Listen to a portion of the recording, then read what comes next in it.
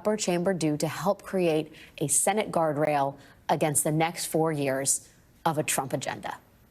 Well, joining us now is the Democratic senior senator from Minnesota, Amy Klobuchar, who is, may I say, reelected to a fourth term on Tuesday. Senator Klobuchar, congratulations on reelection, and thank you for being here tonight. Thank you. First, am I wish casting here? Am I looking for? I mean, I know I'm sort of wish casting, but is it futile to hope that the Overton window has shifted so far to the right that people like Cornyn and Lankford and Tillis might somehow be convinced to act as some kind of bulwark against the most insane elements of a Trump agenda? First of all, Alex, I think we all know we've been through a lot this week, and just watching Kamala give that beautiful speech and the tears of these young people watching, it's been a hard thing. But a lot of us right now, we cannot dwell on that. We have to move forward. That means, of course, peaceful transition of power, which the vice president explained, but it also means, as you've just focused on, finding those moments where we can get things done to improve people's lives, because people clearly spoke out in this election. And Democrats, the idea that we would just say, oh, we're okay, hey, some of us won, that is not good enough. This has been an economic vote. That's my gut check. But we want to be methodical about looking at this and not just say, hey, someone said this on TV, with all due respect. And we want to look at exactly what the facts are. But my gut check is that this is about economics, people feeling like things are swirling out of control, whether it's technology, the global economy, and we have to be there for them. What does that mean? It means sometimes standing our ground against crazy policies that are going to make things worse, or tax cuts for billionaires. But it also may mean finding moments of common ground. You just pointed out John McCain in that moment. He actually whispered to me ahead of time what he was going to do. Wow. I'll never forget that. And he stood up, as did Susan Collins and Lisa Murkowski. And we have seen this even since John McCain, since we lost him. We have seen people stand up on the Republican side here and there.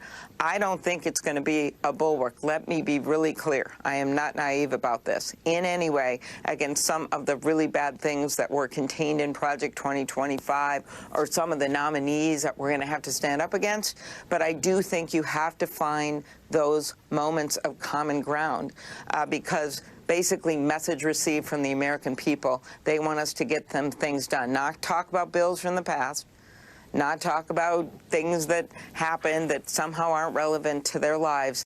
They need people to stand with them.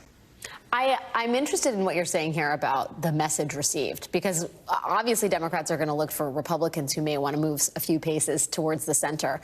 But it sounds like the mood among Senate Democrats is it is incumbent upon us to look for and seek out common ground, that it is not about a wagon circling at this hour, but looking across the aisle to say, okay, the American public said it loud and clear, we need to find a way to get along here. Is that what you're saying?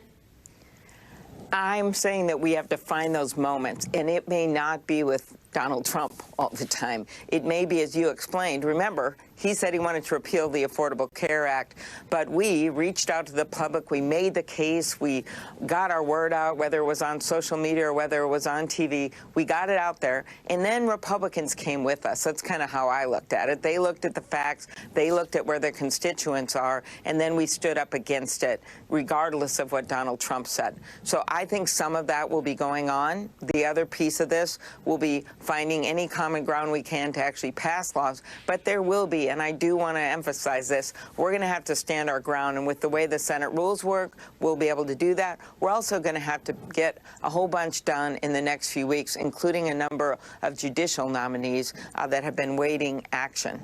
And so we have, to me, it's the short term, get that done, peaceful transition of power.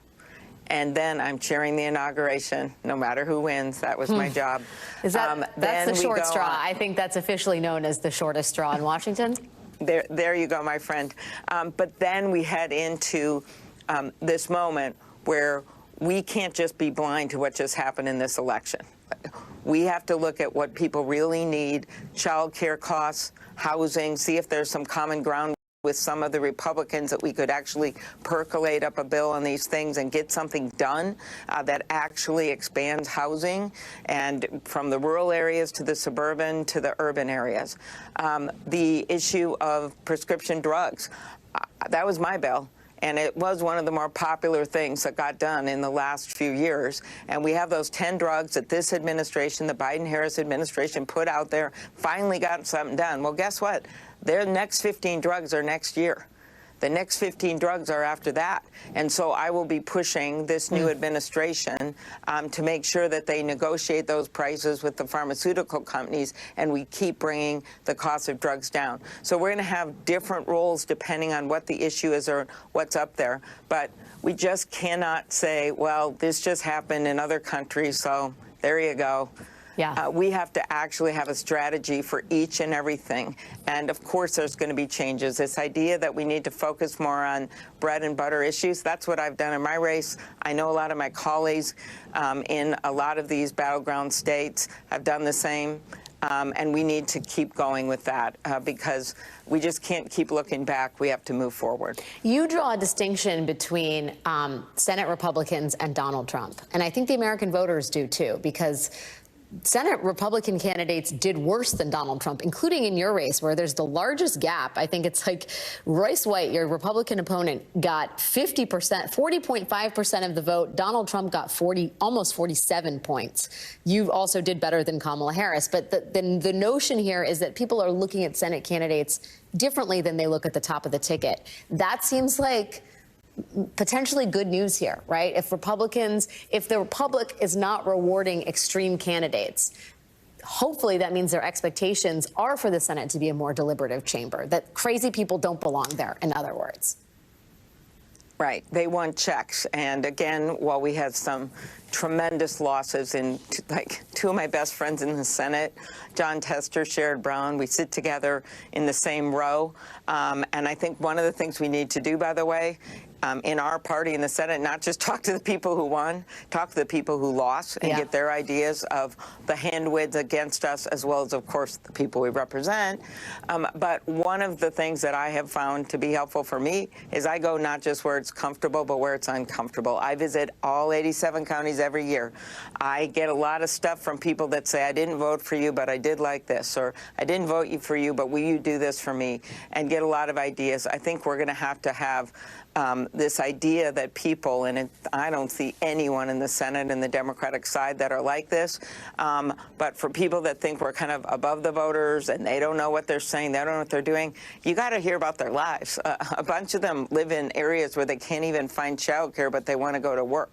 A bunch of them are working in hospitals where there's not enough employees, and so they're working double shift after double shifts. You have police officers and police agencies that are really understaffed. We have to create incentives to get people into the jobs where we really need the help right now, as well as making it easier to get the degrees, the 1- and 2-year degrees sometimes for those jobs. I just think there's a whole bunch of things we can do for which there is some Republican support to get to where we need to go. But I just want to make clear, I'm not a Pollyanna. I lived through the Donald Trump era. I know some of those people he put up, and I fully expect we're going to see some of that again. And we were able successfully to join with some Republicans in stopping some of these nominees. But I just don't think that that can define our party or the work that we do going forward. We must be bigger than that. And I know a whole lot of Democrats in the House and Senate agree with me. Yeah. Well, your tenacity in going into difficult situations and talking to people whose views differ from your own extends to your chairmanship of the inauguration. Senator Amy Klobuchar from Minnesota, doing the tough lift. Thank you for your time. Doing the work. And thank you for your perspective. I really appreciate it. Really appreciate it. Okay. Thank you. Now that we have gone through the situation in the Senate, what happens in the House? The chances for a Democratic takeover in the lower chamber, what are they? And whether Republicans could even govern if they manage to hang on to their majority. That is next. Coming up later in the hour, how the once and future leader of the free world won his way back to office by championing sexism loud and proud. We're going to get into that and why so many white women voted for him anyway.